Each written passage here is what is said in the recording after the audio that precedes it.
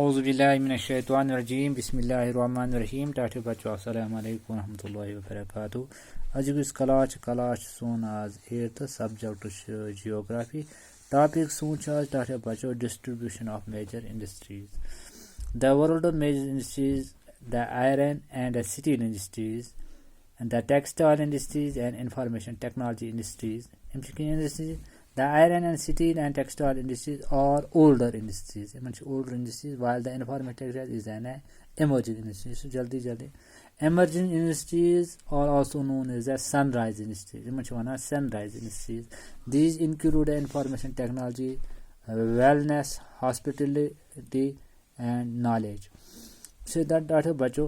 The countries in which iron and steel industries are located are Germany, the USA, China, Japan, Russia. Textile industry is concentrated in India, Hong Kong, South Korea, Japan, Taiwan.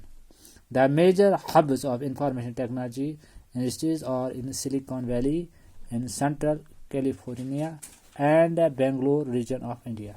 Atmanchikam information technology industry, Silicon Valley of Central California, Bay, Bangalore region of India, Bangalore. उसी type बच्चों iron and steel industries क्या है? Like the other industries, iron and steel industries to comprise the various inputs, processes and outputs. This is a feeder industries. Feeder whose products are used as raw materials. And product used as raw material for the other industries. The inputs for the industries include raw materials such as iron ore, coal, limestone, along with the labor, capital, site, and other infrastructure. Use inputs. The process of the converting iron ore into steel involves many stages. The material is put in the blast furnace where it is undergoes smelting. It is then refined. The output obtained is a steel. This output obtained as a steel, which may be used by the other industries. This main industry used as a raw material. 8 tons of coal plus 4 tons of iron ore plus 1 ton of limestone is equal to 1 ton of steel. Yani 8 ton gasan coal asin to be gasan 4 ton iron ore 8 ton gasan limestone to gasan kat barabar 1 ton of the steel. Steel is tough and it can easily be shaped. So tough thoda the shape manufacture of steel cut are made into a wires. Special alloys of steel can be made by the adding small amount of other metals such as aluminum, nickel, copper. Alloys give the steel usual hardness, toughness, or ability to the resist rust. The steel is often called a backbone of modern industry. This steel is backbone image modern industry. Almost everything we use is either made of iron or steel. इस प्रकार का चीज use करना चाहिए. Iron or steel has been made with the tools or machinery of these metals. एमने metals machinery से बना तमने मंज का इस्तेमाल. Ships, trains, tractors and autos are made by large of the steel. यानी पर्स शिपन हन ट्रकन हन ट्रेन शासा बना even the safety pins and the needles you use are made from steel. इन तो safety pins use करना जो या needles use करना इन जैसा steel है. Oil wells and drill. Oil wells are drilled with the steel machinery.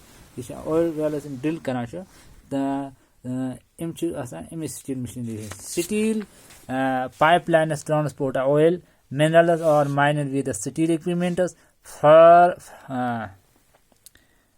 Farm machines are mostly steel. Large buildings have a steel framework. Before 1800 years ago, 1880, iron and steel industry was located where raw materials. power supply and running water are easily available. Ati gasa eman jayan locate eman jayan yim moka asan raw material hum power supply ya running water hum.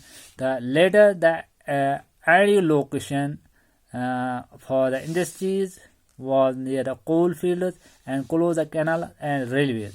After 1950, iron and steel industry began to be located in large areas of flat land near seaports. Flat land as बंदरगाह नजदीक नजदीक. This is because by this time steel works had become very large and iron ore had to be imported from the overseas. यानी समुद्री वातो इस import was गसान मवाद तो ये होता. In India, iron and steel industries had developed, taking advantage from raw materials, cheap labor, transport and market. All the important steel producing centers such as Bihali, Durgapur, Burnapur, Jamshedpur, Rokhela, Bakhuru are situated in the region that spread over 4 states. West Bengal, Jharkhand, Orissa and Chhattisgarh. Badar, Chhattisgarh, Badarwati and Vijayanagar in Karnataka. Vishakhapatnam in Andhra Pradesh, Sarim in Tamil Nadu, or other important steel centers. Steel centers utilizing the local resources. India steel production increased from 1 million tons in 1947 to 13 million tons in 2002. The best location from 1800 to 1950. The best location before 18. The best location since 1950. The changing location of the iron and steel. Changing location common giant ya jai mein ho patkan yaman side and pat depan steel bana cha is iron to steel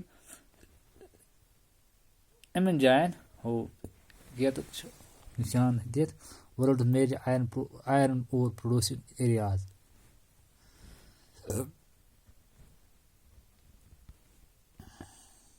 Japan.